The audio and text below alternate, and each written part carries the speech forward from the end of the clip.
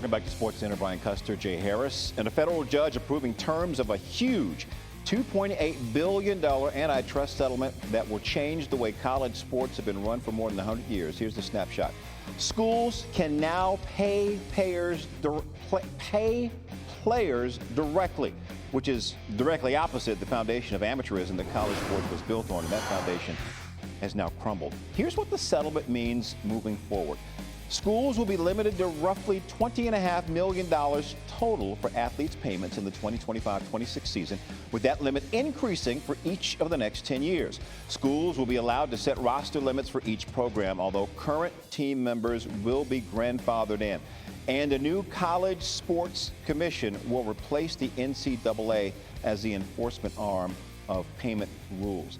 Let's talk about it now with our college football contributor, Paul Finebaum. Paul, when you first heard this ruling, you first heard this story, and it was set in stone and made news, what was your initial thought? Jay, I couldn't help but think back about 10 years ago when Mark Emmert, then the president of the NCAA, essentially said college athletes will be paid over my dead body. He's still alive, but the NCAA is dead. It may still be in existence. We're still having tournaments such as the Women's World Series and the men's baseball. But the NCAA, as we know it, is gone.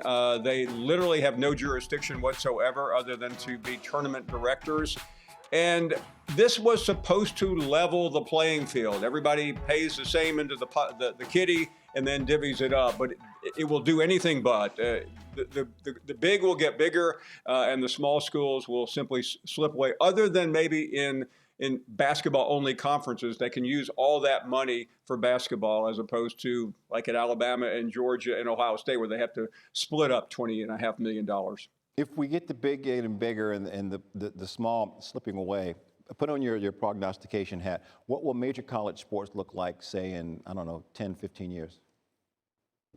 It will look a little bit like the NCAA basketball tournament this year, where the mid-majors, where we had all those great upsets, the Butlers of the past, and so many incredible stories, the Valpos, they're going to be gone. It's going to be the big schools on top. The rest of the college athletics is going to suffer.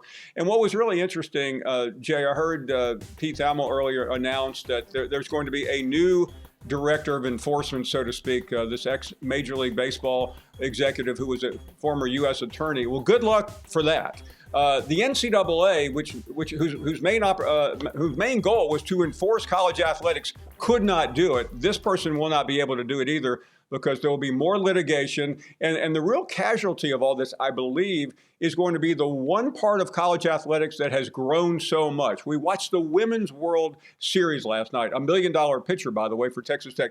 Women's sports, I think, is going to suffer from this, because if you're at one of these Ohio States or Alabamas and you're divvying up $20.5 million, you know where most of it's going. It's going to football. And that is really a major casualty. And there's also going to be more lawsuits. And this is a big moment, but it's anything but over. Since you mentioned him, I will name him. MLB executive Brian Seeley, named CEO of the new College Sports Commission late last night. If you could give him one or two pieces of advice as he moves forward, what would you tell him? Yeah, go to your local CVS and buy the biggest bottle of Advil you can find, because you are going to have more headaches than you've ever had before. And I hate to be a pessimist on a beautiful Saturday morning, Jay, but this sport is not fixable. As soon as this is settled, which of course it was last night, executives are going to Washington to keep pushing Congress to solve their own problems. College athletics did this to themselves. And they're not really suffering for it, because it's $1 billion industry, but it's going to be very uneven in the future. And I think at some point, fans are going to start tuning out, because there is such an existential threat to what we grew up loving and we still do. It's not going to be the same anymore. You're not making me happy this morning, Paul. I have no reason to doubt anything that you're saying. We will see what happens. Paul Finebaum, my man, thank you so much. We appreciate you. Thank you.